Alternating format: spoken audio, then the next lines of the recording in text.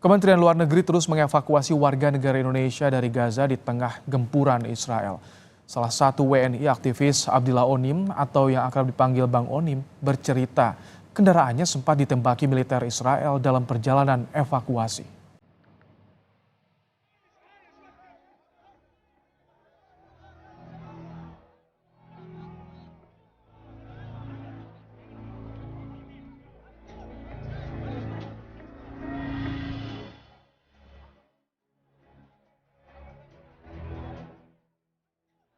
Kementerian Luar Negeri terus berupaya mengevakuasi warga negara Indonesia di Gaza. Sebelum dievakuasi dari Gaza ke Mesir, seluruh WNI ini dijemput di perbatasan Rafah, Mesir. Proses evakuasi bukanlah hal mudah. Salah satu WNI yang juga aktivis kemanusiaan, Abdillah Onim dan keluarganya, 2 kali gagal dievakuasi, bahkan harus bertaruh nyawa untuk keluar dari Gaza. Saat perjalanan dari kota Gaza ke Gaza Selatan, kendaraannya sempat ditembaki militer Israel.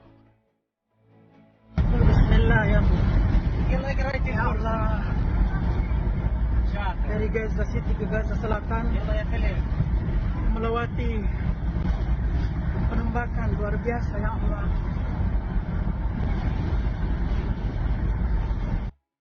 Salah seorang keluarga bercerita, Bang Onim sejak selesai kuliah mengabdikan diri terhadap misi kemanusiaan dan tinggal di Palestina. Abdillah adalah salah satu pemuda tangguh yang sejak selesai kuliah, beliau mengabdikan diri pada misi kemanusiaan yang diawali beliau bergabung dengan Mercy Pusat, kemudian beberapa tahun kemudian beliau mendirikan Yayasan NPC. Pengamat Timur Tengah Mustafa Abdul Rahman menggambarkan jalur evakuasi WNI dan warga negara lain berisiko karena harus melewati gempuran tentara Israel. Sangat berisiko proses evakuasi WNI ataupun warga negara asing lainnya dari jalur Gaza ke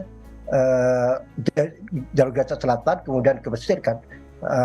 Seperti kita ketahui bahwa sebagian besar warga negara asing termasuk WNI di jalur Gaza itu berada di Gaza City. Dan Gaza City itu berada di bagian utara jalur Gaza.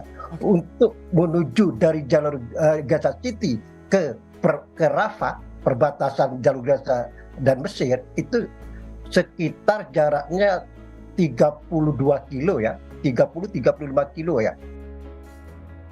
Rentetan serangan Israel masih terus terjadi, meratakan gedung-gedung dan pengungsian warga, bahkan rumah sakit. Lebih dari 9.000 warga Palestina jadi korban, termasuk anak-anak.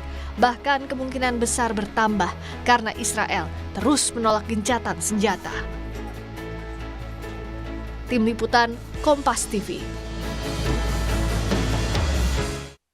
Soal cerita keluarga yang saat ini menanti kepulangan salah satu WNI dari Gaza, kita terhubung dengan kakak ipar Bang Onim, Pak Migdar Ramli, dan juga ada kakak kandung Bang Onim, Rusna Surat dari Halmahera Utara, Maluku Utara. Assalamualaikum, selamat sore Pak Migdar. Baik, Pak Migdar, sudah ada kabar dari Bang Onim, kapan tiba di Jakarta dan bagaimana saat ini kondisinya Pak Migdar? Kalau tiba dari Jakarta, untuk kontak langsung dari yang bersangkutan belum, tapi kita baru melihat di media sosial Pak, lewat Instagram. Oh, dipantau di media sosial. Terakhir ngobrol komunikasi dengan Bang Onim kapan Pak Migdar? Kalau komunikasi langsung lewat telepon itu tidak pernah Pak selama agresi militer, tapi lewat. Iya, jadi komunikasinya atau tahu kabar Bang Onim dari mana saja Pak? Itu sekitar 1 minggu yang lalu Pak, 1 minggu yang lalu. Itu hanya mantau dari media sosial, jadi belum sempat nelpon ngobrol langsung Pak Migdar? Kalau telepon langsung itu belum, sama ibu juga belum ya. Nah, dengan telepon langsung belum.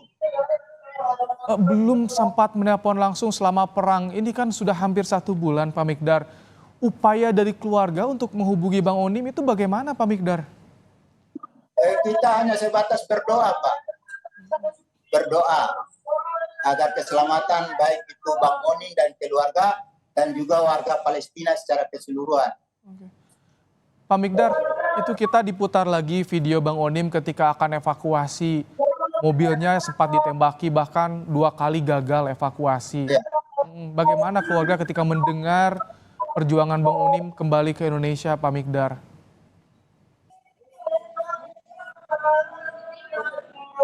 Ya, Pak Migdar. Ya.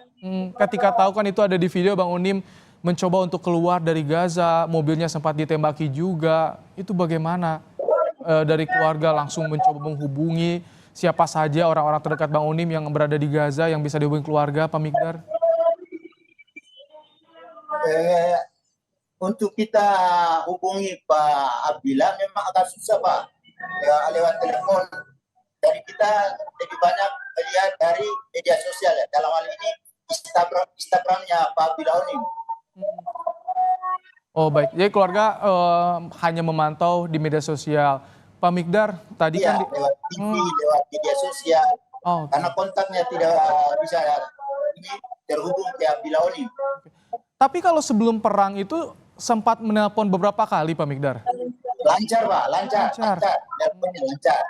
Biasanya gimana, ngobrol apa? Kabarnya Kabarnya seperti apa biasanya di Palestina itu kalau sebelum perang yang kemarin itu, Pak? Bagaimana Pak? Kabarnya Bang Onim itu bagaimana di Palestina kan sebelum perang? Seperti apa kehidupan Bang Onim di Palestina? Kehidupannya sebagaimana layaknya kita biasa-biasa saja. Dia hanya memberikan informasi kepada kita bahwa dalam kehidupan sehari-hari dia beraktivitas sebagaimana dia menjalankan misi kemanusiaan Pak. Lain-lainnya tidak. Oh, seperti itu. Tapi kalau misalkan ada kerusuhan, ada perang yang skalanya kecil, itu juga cerita tidak Bang Onim, Pak Migdar? Ya, dia cuma meminta kepada kita sekalian, jangan terlalu takut, berdoa saja karena sebenarnya Allah bersama kami di sini dan juga orang Palestina di Palestina. Oke, Pak Migdar, kan Bang Onim selesai kuliah langsung ke Palestina. Itu keluarga gimana Pak Migdar melihat niat Bang Onim menjalankan ikut dalam misi kemanusiaan di jalur Gaza? Ini kan jalur yang Ya, sebelumnya wilayah rentan. waktu dia habis kuliah, dia sempat bergabung dengan Mercy di Jakarta sana Pak. Nanti beberapa tahun kemudian beliau mendirikan yayasan tersendiri, yaitu Yayasan NPC. Kemudian beliau pun berangkat ke Palestina. Itu izin ke keluarga gimana Pak Migdar? Kita tetap mengikhlaskan karena ini untuk sebuah misi kemanusiaan Pak. Tapi ada rasa khawatir tentu dari keluarga Pak Migdar melepas Bang Onim untuk pergi ke jalur Khawatir Gaza. sih, khawatir. Maka kita serahkan kepada Allah Subhanahu Wa Taala karena dia berbuat untuk kemanusiaan Pak. Oke. Pak Migdar, ketika kemarin perang meletus, ada upaya kepada Kementerian Luar Negeri tidak untuk bertanya kabarnya Bang Onim atau untuk proses evakuasi Pak Migdar di sana?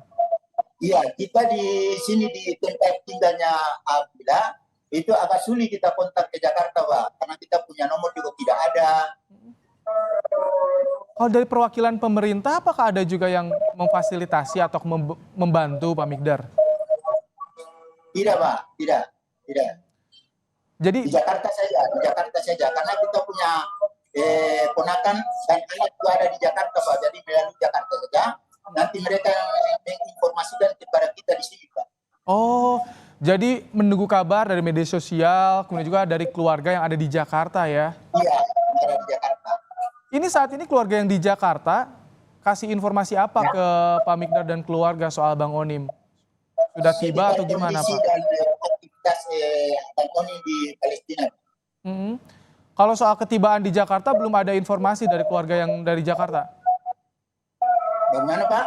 Kalau pas Bang Onim tiba di Jakarta itu belum ada informasi dari keluarga yang ada di sini yang di Jakarta? Belum ada juga. Pak Migdar, rencananya nanti setelah Bang Onim tiba di Jakarta itu mau langsung ke Maluku ketemu keluarga atau bagaimana informasinya? Belum ada rencana sama sekali. Belum ada rencana dan juga belum ada pemberitahuan dari Pak Abdillah. Oh jadi belum ngasih kabar ya, tapi keluarga tahu kabar dari media sosial ada di Indonesia. Ya. Oke, baik. Pak Migdar, semoga Bang Onim dan keluarga sehat saat tiba di Jakarta dan bisa kembali berkumpul dengan keluarga. Pak Migdar, terima kasih telah meluangkan waktu dalam program Kompas Petang sore hari ini. Assalamualaikum warahmatullahi wabarakatuh. Sama-sama.